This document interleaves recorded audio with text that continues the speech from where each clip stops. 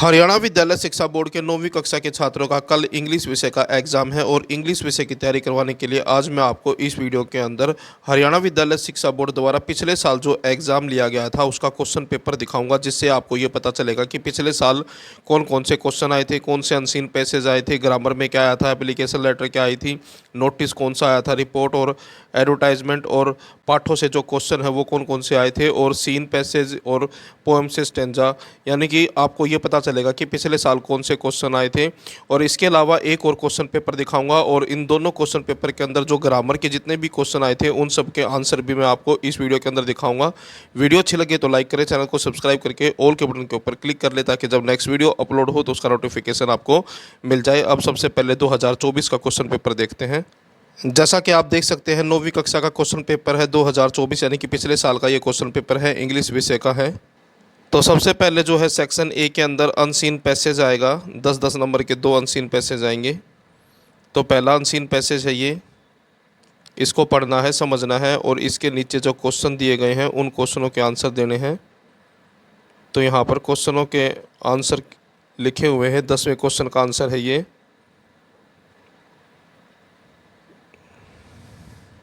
उसके बाद पैसेज का बाकी का हिस्सा और इसके नीचे ये क्वेश्चन है। पहले 5 क्वेश्चन एमसीक्यू वाले आएंगे और पाँच क्वेश्चन ऐसे आएंगे सब्जेक्टिव टाइप।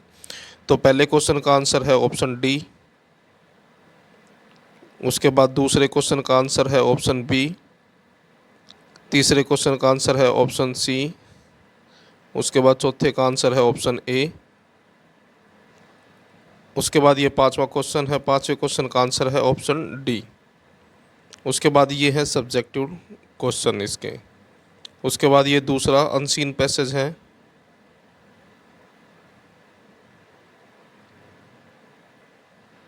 इसको भी पढ़ना है, समझना है और फिर इसके क्वेश्चनों के आंसर देने हैं।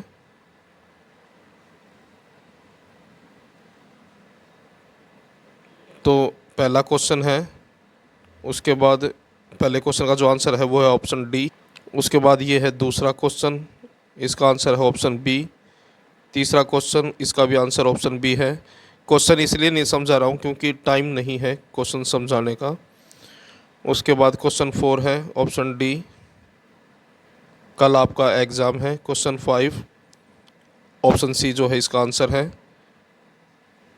इस क्वेश्चन पेपर के अंदर जो क्वेश्चन आए हैं और जो ग्रामर के क्वेश्चन आए हैं उनको देखें। तो यहाँ से ग्रामर के क्वेश्चन स्टार्ट होते हैं। तो पहला है fill in the blanks with correct form, correct option. तो कोई भी 10 आपको करने होंगे, टोटल 12 आएंगे। तो पहला है the match dash in a draw. तो इसका आंसर है option B, the match ended in a draw. उसके बाद वॉइस का है ये, Sohan had not done his work. तो इसका आंसर है his work had not been done by Sohan. उसके बाद नरेशन वाला है, he said to me I have gone to Delhi many times. तो इसमें जो है सेड टू जो है ये टोल्ड में बदल जाएगा, कोमा इन्वर्टेड कोमा हट जाएंगे, इसकी जगह दैट आ जाएगा। और यहाँ पर सब्जेक्ट जो है रिपोर्टिंग स्पीच का जो सब्जेक्ट है आई है, तो ये फर्स्ट पर्सन है तो इसको इसके अनुसार बदल देंगे तो ही बन जाएगा। और ये प्रेजेंट है जो है प्रेजेंट परफेक्ट में आता है, तो प्रेजेंट परफेक्ट को बदलना होता है पास्ट परफेक्ट के अंदर। और टू दिल्ली मैनी टाइम्स, तो इसका जो आंसर है ये बनेगा।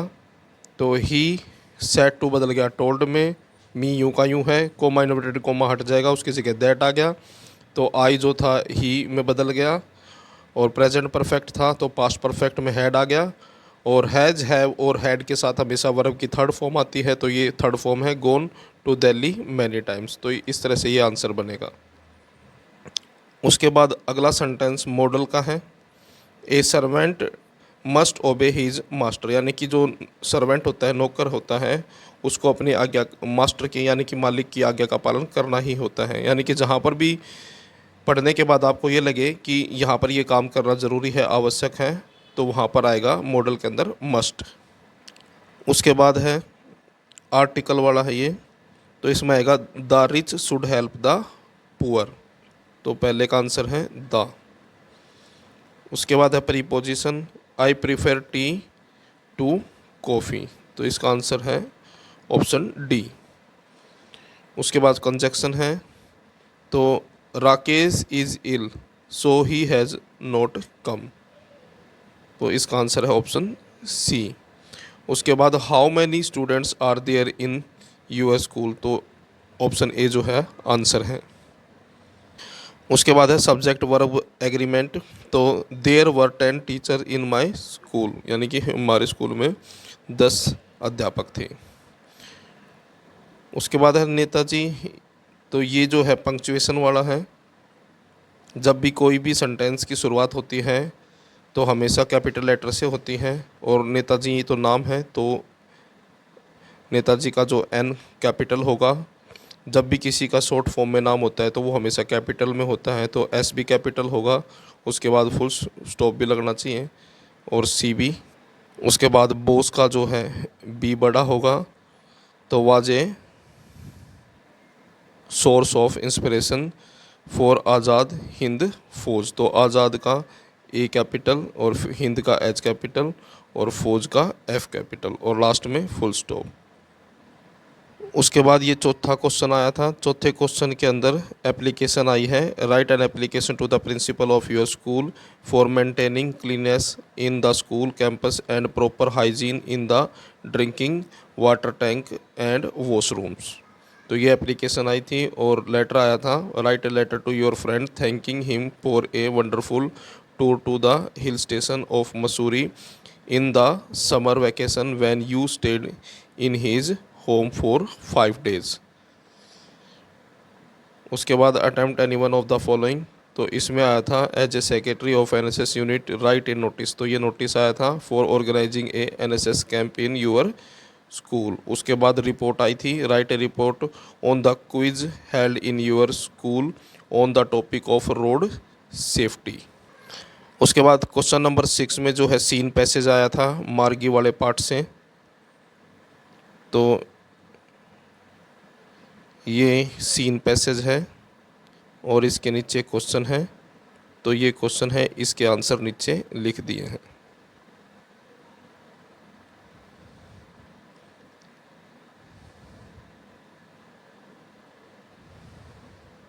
उसके बाद एक सीन, एक चॉइस में भी आएगा सीन पैसेज, तो दोनों में से जो भी आपको आसान लगे वो एक करना है, तो ये चॉइस वाला है। तो ये है पहला क्वेश्चन, और पहले क्वेश्चन का आंसर यहाँ पर होगा, ये है। उसके बाद बाकी क्वेश्चनों के आंसर यहाँ पर लिखे हुए हैं, और ये 5वां क्वेश्चन है, 5वें क्वेश्चन का आंसर ये है। उसके बाद क्वेश्चन नंबर 7, ये क्वेश्चन आए थे, इन क्वेश्चनों को पहले रिवाइज करें। How does Evelyn hear music, what two important decision did the doctor take, और what shows Santosh concern for the environment, और how did Maria Sharapova become number 1 tennis player in the world. तो exam से पहले इन क्वेश्चनों को ज़रूर revise करें। उसके बाद क्वेश्चन नंबर 8 लॉन्ग, यानी कि लॉन्ग आंसर टाइप क्वेश्चन है ये।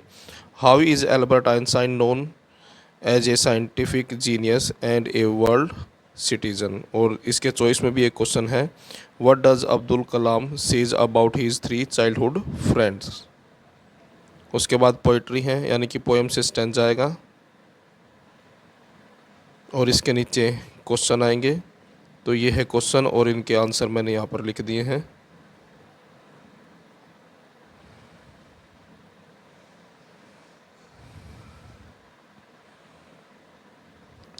स्टैंजा में भी चॉइस में एक क्वेश्चन आएगा, इस स्टैंजा के भी जो क्वेश्चनों के आंसर हैं वो लिख दिए हैं। उसके बाद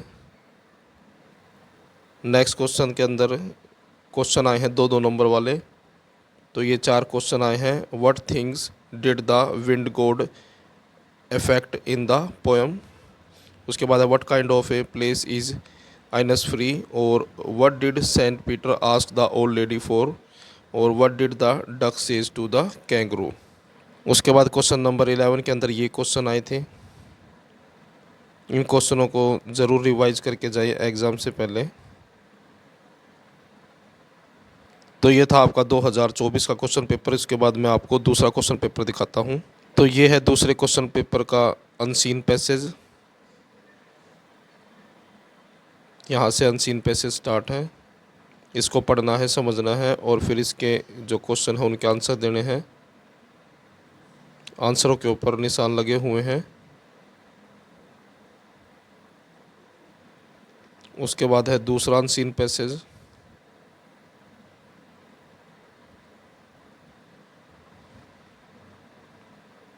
इसके क्वेश्चन हैं ये दूसरे अनसीन पैसेज के।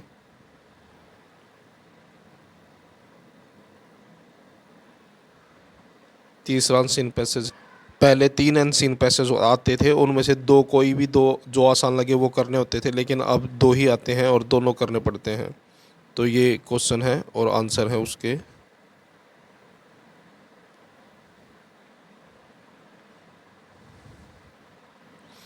उसके बाद है सेक्शन बी। तो यहाँ पर क्वेश्चन आया हुआ है, you are Rahul Roohi staying at 110 Kunj Vihar Delhi, you have seen an advertisement for the post of an English teacher in the public school, Rohini write a letter in response to the advertisement applying for the post. Letter है ये। उसके बाद you are Anubhav of class 11th studying in CGM public school Narnaul, write an application to the principal of your school to remit your fine, यानी कि जुर्माना माफ़ी के लिए आई हुई थी एप्लीकेशन। उसके बाद तीसरे में you are Rohan president of English literary club of government senior secondary school Kota, draft a notice for your. तो इसके अंदर नोटिस आया हुआ है। उसके बाद अगले में पैराग्राफ आया हुआ है कोरोना वायरस के ऊपर। उसके बाद यहाँ पर ग्रामर के क्वेश्चन आए थे, fill in the blanks with appropriate modal. तो मॉडल वाले हैं ये। तो पहला सेंटेंस है इसके अंदर, we dash respect our elder. तो we should respect our elder, यानी कि हमें अपने बड़ों का आदर करना चाहिए। उसके बाद ये आशीर्वाद के लिए है, मे गॉड ब्लेस यू। तो इसके अंदर मे आएगा। उसके बाद है she dash swim very well. तो सी कैन स्विम, यानी कि एबिलिटी और कैपेबिलिटी को बताने के लिए कैन का प्रयोग किया जाता है, और यहाँ पर यह बताया गया है कि वो अच्छे से जो है तैर सकती हैं। उसके बाद है fill in the blanks with suitable article. Article वाले हैं ये। तो Christmas falls on dash 25 December. किसी भी तारीख से पहले कोई भी आर्टिकल नहीं आता, तो इसलिए इसका आंसर है नो आर्टिकल, क्योंकि तारीख से पहले कोई भी आर्टिकल नहीं आता है। Mohan father is an electrician. तो यहाँ पर आंसर में आएगा एन। यहाँ पर साफ साफ दिखाई नहीं दे रहा है, लेकिन क्वेश्चन जो है मैं पढ़ के बता देता हूँ आपको। मिल्क कॉस्ट 50 रुपीज़ ए लीटर। तो यहाँ पर आएगा दूध की जो कीमत है वो 50 रुपये लीटर है। उसके बाद है I was ill so I didn't go to work, यानी कि मैं बीमार था इसलिए मैं काम पर नहीं गया।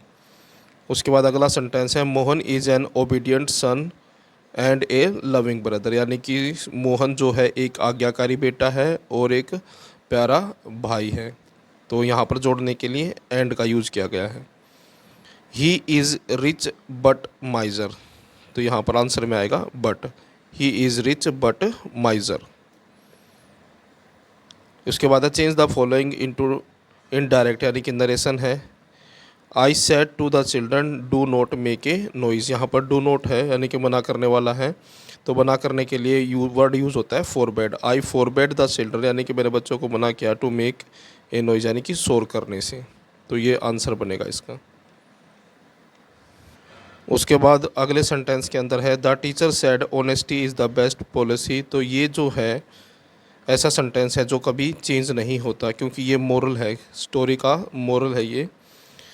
तो इस रिपोर्टिंग स्पीच के अंदर यूनिवर्सल ट्रूथ आ जाए, यानी कि कोई भी ऐसा सेंटेंस आ जाए जो बदलेगा नहीं, तो वहाँ पर सिर्फ हमें क्या करना होता है, कोमा इन्वर्टेड कोमा हटा के दैट लगाना होता है, बाकी सारा यूँ का यूँ रहेगा। तो ये आंसर बनेगा द टीचर सेड, यानी कि ये जो टीचर है द टीचर यूँ का यूँ रहेगा, सैड भी यूँ का यूँ, कोमा इन्वर्टेड कोमा हट गया, इसकी जगह दैट आ जाएगा और बाकी सारा यूँ का यूँ है, बस एच जो है वो स्मॉल हो जाएगा। उसके बाद अगला सेंटेंस है सी सेज आई एम इल। तो इसका जो रिपोर्टिंग वर्ब है वो प्रेजेंट के अंदर है, और नरेशन के अंदर क्या है कि जब भी रिपोर्टिंग वर्ब प्रेजेंट में और फ्यूचर में होती है तो रिपोर्टिंग स्पीच का जो टेंस होता है वो कभी नहीं बदलता, तो वो यूँ का यूँ रहेगा। तो सी सेज है तो ये यूँ का यूँ रहेगा, सी सेज, और कोमा इन्वर्टेड कोमा हट जाएगा, उसकी जगह आ जाएगा दैट।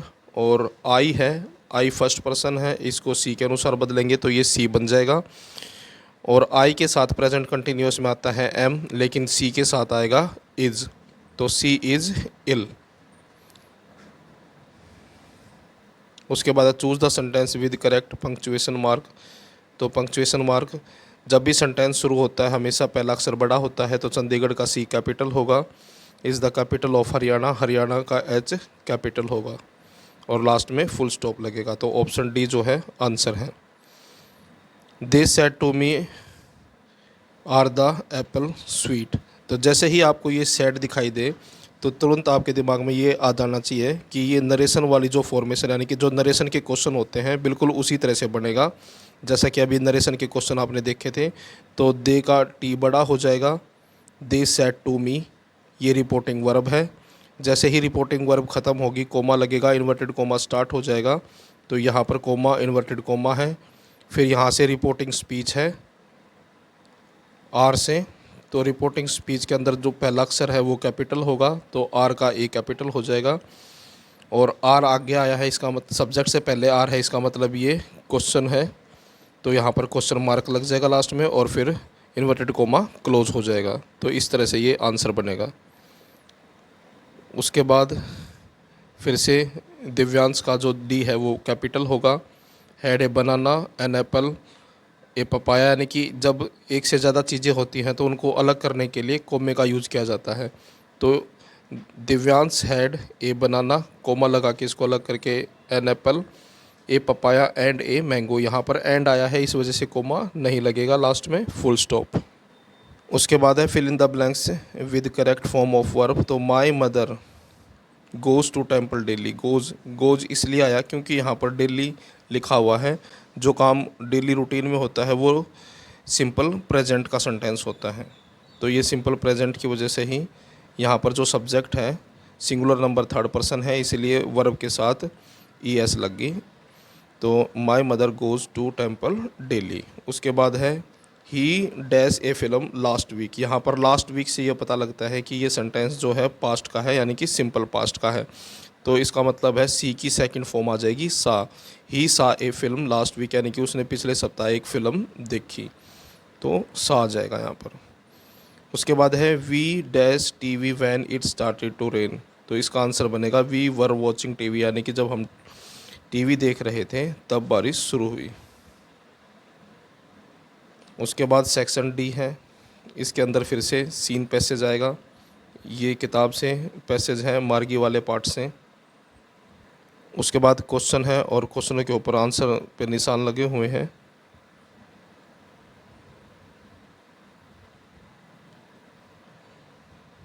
दूसरे अनसीन पैसेज के क्वेश्चन है ये। एग्ज़ाम से पहले इन क्वेश्चनों पर नज़र ज़रूर मारें, हो सकता है इनमें से रिपीट हो जाए question.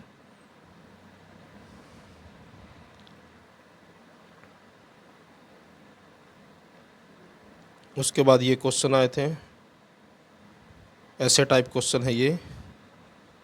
कीजियाज effort to please her father resulted in displeasing him, how did this happen. इस क्वेश्चन को ज़रूर रिवाइज करें। उसके बाद चॉइस में भी क्वेश्चन आया है, दोनों में से कोई एक आपको करना होगा। उसके बाद सातवें क्वेश्चन में ये क्वेश्चन आए हैं। एग्ज़ाम से पहले इन क्वेश्चनों को ज़रूर रिवाइज करके जाएं। When was Evelyn deafness first notice, when was it confirmed. तो ये सारे क्वेश्चन हैं। उसके बाद पोइट्री से, पोएम से स्टेंजा है और उसके क्वेश्चन हैं।